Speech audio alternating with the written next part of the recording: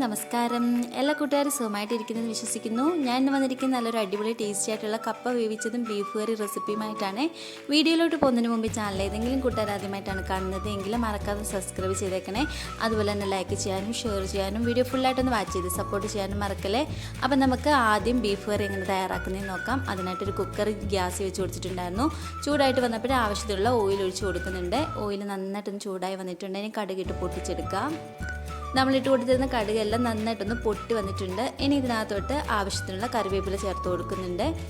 ഇനി ഇതൊന്ന് ഫ്രൈ ആയിട്ട് വരട്ടെ. കറിവേപ്പില എല്ലാം നന്നായിട്ടൊന്ന് ഫ്രൈ ആയിട്ട് വന്നിട്ടുണ്ട്. ഇനി ഇതിനകത്തോട്ട് ഇഞ്ചി വെളുത്തുള്ളി ചതച്ചത് ചേർത്ത് കൊടുക്കാം. എന്നിട്ട് നന്നായിട്ടൊന്ന് വഴറ്റിയെടുക്കാം. ഇഞ്ചി വെളുത്തുള്ളിയുടെയൊക്കെ പച്ചമണമൊക്കെ ഒന്ന് മാറി നന്നായിട്ടൊന്ന് വഴന്ന് വരണം. ഇതുപോലെ ഒന്ന് വഴന്ന് വന്നിട്ടുണ്ട്. ഇനി ഇതിനകത്തോട്ട് ഒരു 4 മീഡിയം സൈസിലുള്ള സവാള ചെറുതായിട്ട് അരിഞ്ഞത് ചേർത്ത് കൊടുക്കാം.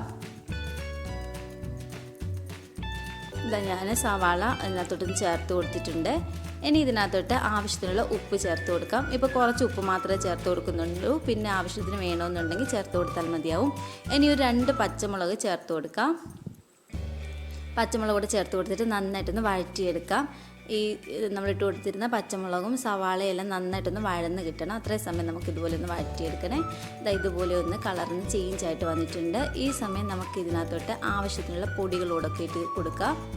അതിനായിട്ട് ഒരു 3 ടേബിൾ സ്പൂൺ അളവിൽ മീറ്റ് മസാല ചേർത്ത് കൊടുക്കുന്നുണ്ട്. ഇനി 1 സ്പൂണ് മുളക് പൊടി കാശ്മീരി ചില്ലി പൗഡറാണ് ചേർത്ത് കൊടുത്തിരിക്കുന്നത്. ഒരു 2.5 സ്പൂൺ അളവിൽ മല്ലിപ്പൊടി ചേർത്ത് കൊടുക്കുന്നുണ്ട്.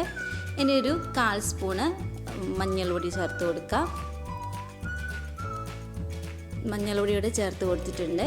ഇനി നമുക്ക് ഇതിനകത്തോട്ട് ഒരു 1/2 സ്പൂൺ അളവിൽ കുരുമുളക് പൊടിയോടെ ചേർത്ത് കൊടുത്തിട്ട് നന്നായിട്ടൊന്ന് വഴറ്റിയെടുക്കാം. ഈ പൊടികളുടെ എല്ലാം പച്ചമണമൊക്കെ ഒന്ന് മാറിക്കിട്ടണം. അത്രയും സമയം ഇതുപോലെ ഒന്ന് വഴറ്റിയെടുത്തിട്ടുണ്ട്. ഇനി നമ്മൾ കഴുകി വൃത്തിയാക്കി വെച്ചിരിക്കുന്ന 2 കിലോ ബീഫാണ്.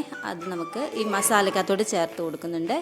എന്നിട്ട് ഇതെല്ലാം നന്നായിട്ടൊന്ന് മിക്സ് ചെയ്തെടുക്കാം. ബീഫിലെല്ലാം നമ്മൾ വഴറ്റിയ മസാലയെല്ലാം ഒന്ന് പിടിച്ച് കിട്ടണം. അത്രയും സമയം ഒന്ന് വഴറ്റിയെടുക്കുന്നുണ്ട്. ഇനി ഒരു 1/4 ഗ്ലാസ് വെള്ളം കൂടി ചേർത്ത് കൊടുക്കുന്നുണ്ട്. അടി പിടിക്കാതിരിക്കാൻ വേണ്ടിയിട്ടാണ്. ഇപ്പം നമ്മൾ ബീഫ് വേവിക്കുമ്പോൾ അധികം വെള്ളം ഒഴിച്ച് കൊടുക്കുന്നില്ല. കാരണം ബീഫിനകത്തൊന്ന് നല്ലതായിട്ട് വെള്ളം ഇറങ്ങി വരും. ഇപ്പോൾ 1/4 ഗ്ലാസ് വെള്ളം മാത്രമേ ഒഴിച്ച് കൊടുക്കുന്നുള്ളൂ. ഇനി അടച്ച് വെച്ചിട്ട് നന്നായിട്ടൊന്ന് വേവിച്ചെടുക്കാം. ഒരു 12 വിസിൽ വരുന്നിടം വരെ ഞാൻ വേവിച്ചെടുത്തിട്ടുണ്ടായിരുന്നേ. നമ്മുടെ ബീഫ് കറി ഏകദേശം റെഡി ആയിട്ട് വന്നിട്ടുണ്ട്. ഞാൻ കുക്കർ ഒന്ന് തുറന്ന് നോക്കുന്നുണ്ട്. കണ്ടോ, നല്ല അടിപൊളിയായിട്ട് എണ്ണയൊക്കെ തെളിഞ്ഞ് ആവശ്യത്തിനുള്ള ഗ്രേവി ആയിട്ട് നമ്മുടെ ബീഫ് കറി ഇവിടെ റെഡി ആയിട്ടുണ്ട്. നന്നായിട്ട് വെന്തും വന്നിട്ടുണ്ട്. അപ്പോൾ ഇത്രയേ ഉള്ളൂ, നമ്മുടെ സിമ്പിളായിട്ടുള്ള ബീഫ് കറി ഇവിടെ റെഡി ആയിട്ടുണ്ട്. അപ്പോൾ ഇനി നമുക്കിതൊന്ന് മാറ്റി വെക്കാം. അതിനുശേഷം ഇനി കപ്പ വേവിക്കാൻ തുടങ്ങാം. അതിനായിട്ട് ഞാൻ ഇതുപോലെയുള്ള കപ്പയാണ് എടുത്തിരിക്കുന്നത്. നല്ലതായിട്ട് വേവുന്ന കപ്പയാണ്. അപ്പം നമുക്കിതൊന്ന് രണ്ടായിട്ടൊന്ന് മുറിച്ചിട്ട് ഇതിൻ്റെ ആ തൊലിയെല്ലാം ഒന്ന് കളഞ്ഞെടുക്കാം. കപ്പയുടെ തൊലിയെല്ലാം ഞാനൊന്ന് കളഞ്ഞെടുക്കുന്നുണ്ട്. ഇതുപോലെ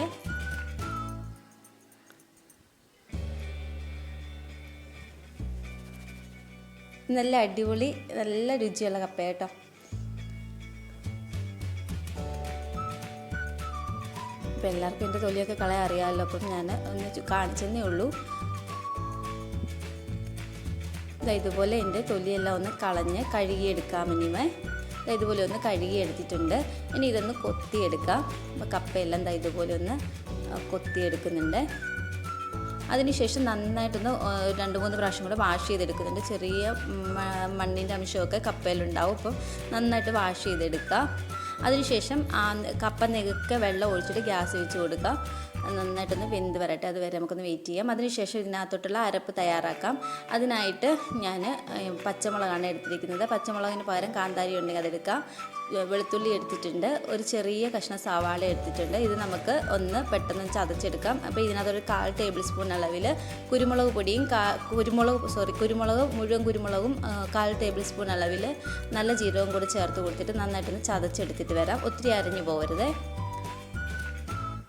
അതിൻ്റെ ആദ്യം അരച്ചെടുക്കുന്ന ഇൻഗ്രീഡിയൻസ് എല്ലാം നന്നായിട്ടൊന്ന് ചതച്ചെടുത്തിട്ടുണ്ട്. ഇനി നമുക്ക് ഇതിനകത്തോട്ട് തേങ്ങയും കൂടി ഇട്ട് കൊടുക്കാം. ഇനി ഒരു 1/4 ടേബിൾ സ്പൂൺ അളവിൽ മഞ്ഞൾ പൊടിയോട് ചേർക്കാം. ഒരു 2 തണ്ട് കറിവേപ്പിലയോട് ചേർത്ത് കൊടുത്തിട്ട് നന്നായിട്ടൊന്ന് കറക്കിയെടുക്കാം. ഒത്തിരി അരിഞ്ഞു പോകരുത് തേങ്ങായുവേ. ഇതുപോലെ എല്ലാം ഒന്ന് നന്നായിട്ടൊന്ന് ചതച്ചെടുത്തിട്ടുണ്ട്. ഇനി നമുക്കിതൊന്ന് മാറ്റി വെക്കാം. അതിനുശേഷം നമ്മൾ ഗ്യാസ് വെച്ച് കൊടുത്തിരുന്ന കപ്പ നന്നായിട്ട് വെന്ത് വന്നിട്ടുണ്ട്. ഒരു 5 മിനിറ്റ് കൊണ്ട് തന്നെ നമ്മുടെ കപ്പ വെന്ത് കിട്ടിയിട്ടുണ്ട്. ഇനി ഇതിൻ്റെ വെള്ളമെല്ലാം ഊറ്റിക്കളഞ്ഞിട്ട് നമുക്ക് എടുത്തിട്ട് വരാം. കപ്പയിലെ വെള്ളമെല്ലാം ഒന്ന് ഊറ്റിക്കളഞ്ഞിട്ടുണ്ട്. ഇനി നമ്മൾ ചതച്ച് വെച്ചിരിക്കുന്ന അരപ്പ് ഇതിനകത്തോട്ട് ചേർത്ത് കൊടുക്കാം. ആവശ്യത്തിനുള്ള ഉപ്പ് പൊടിയോട് ചേർത്ത് കൊടുക്കാം.